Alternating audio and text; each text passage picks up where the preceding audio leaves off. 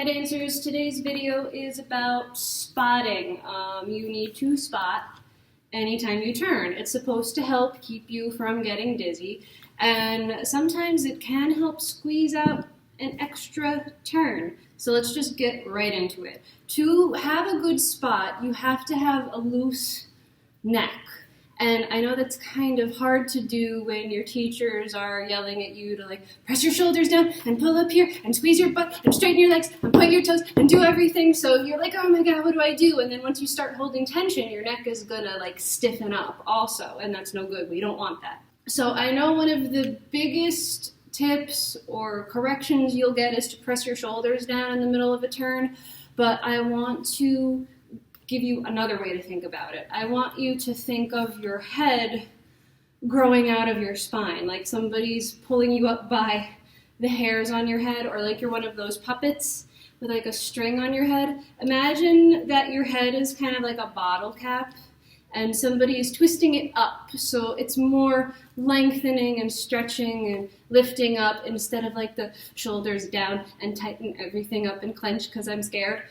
So think of this being light and lifted, like you don't even want your head to be attached to your body. Your head is moving independently of everything else that's happening, because let's face it, a lot of things are happening. So if you're not used to spotting, this still can get you a little bit dizzy just because you're not used to doing this movement, what's going on, where do I look?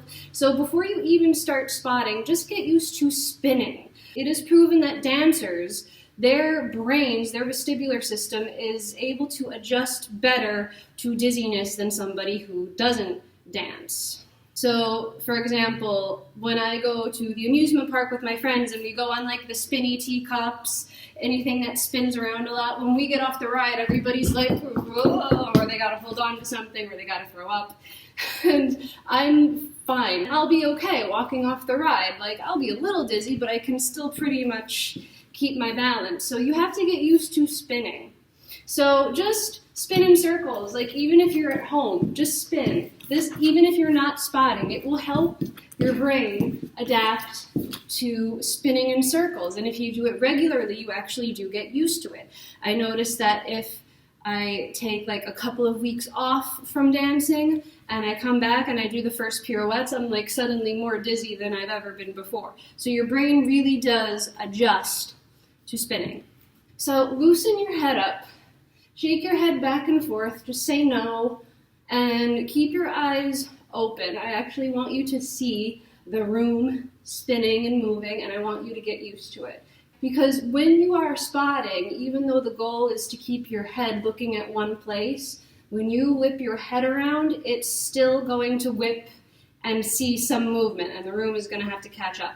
So once you kind of have dizzy-proofed yourself, gotten used to spinning, and you feel like you can adjust pretty well even after moving your head around, just come to a mirror anywhere. You don't even have to be in a big dance studio. You can just go, if you have a bedroom with a big mirror, or if you have enough space in your bathroom that you can spin without like bumping into the sink or anything like that.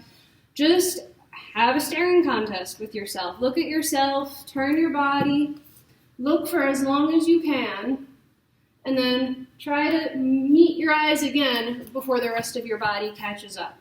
And then you can gradually kind of do this a little faster. It really is a whip, so your head really does have to be loose and warmed up. Please make sure your neck is warmed up, because if you just try to whip your head around without warming up these muscles, you can hurt something. It can hurt to turn your head the next day. So you got to make sure this is nice and warm before you start whipping. So if you're just at home and you haven't really warmed up yet, you could either do some neck rolls and like shoulder rolls and shrugs just to warm this up, or you could just go slower if you don't have the time to warm up. So staring contest, look at yourself. Keep looking, keep looking, keep looking, keep looking, keep looking. So it's a really like sharp movement.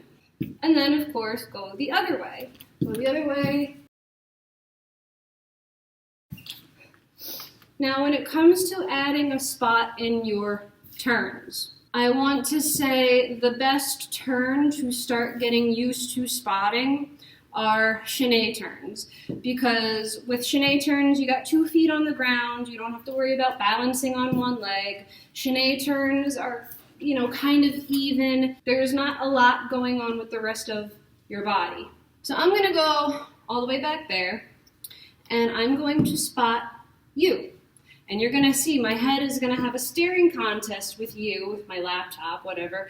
My head is going to be having a staring contest with you. Watch how my head is looking at you. I'm like drilling a hole in you with my eyes, because that's how focused you have to be. So hold on, I generally spot the corner for chaines. So I'm going to put you in the corner.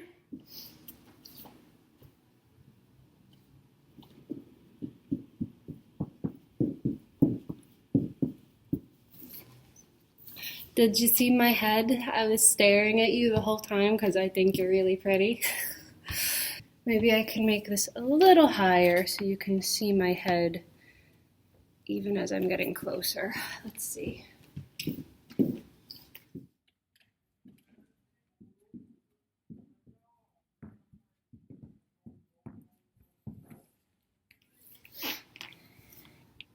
So when it comes to doing pirouettes, generally, if you're doing an en dehors pirouette, or what some people call an outside pirouette, you spot where you started. So if you start your pirouette en face, facing the mirror or facing the audience, when you do your pirouette, that's where you spot. If you do a pirouette, an en dehors pirouette, facing the corner, so let's say I'm doing the pirouette to the right, starting in croisé, facing corner number 2, I have to spot corner number 2.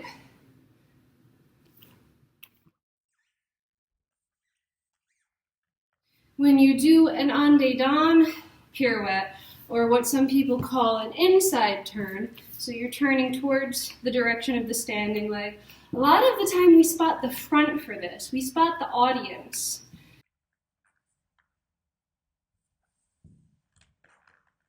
Sometimes you'll have to do a turn where you change your spot. And this is usually done at the end of your turn to slow yourself down.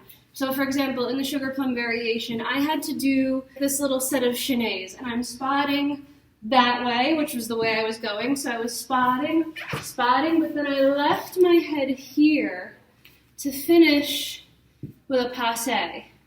Changing your spot and leaving your head behind helps slow you down, because if you kept looking that way, your body is going to say, oh, I gotta keep going that way, I'm gonna get the extra turn. So sometimes leaving your head helps slow your body down. Very frequently when you're coming out of a pirouette, you could finish in a different position. You could finish in an arabesque. So you could spot front, but change. So changing your spot generally helps you stop, in the same way that continuing to spot can sometimes squeeze out an extra little turn. And I explained this in my basic tips for turning video.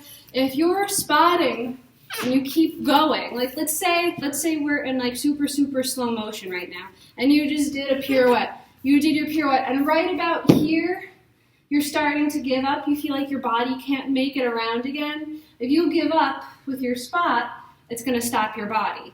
But if you whip your head around, your brain tells your body, no, catch up, we're not done yet. We still have to complete the full turn. So if you have a good spot, it can sometimes squeeze another turn out, because it forces your body to catch up to the direction where you're going. So just some things to think about when the time comes to start your turns.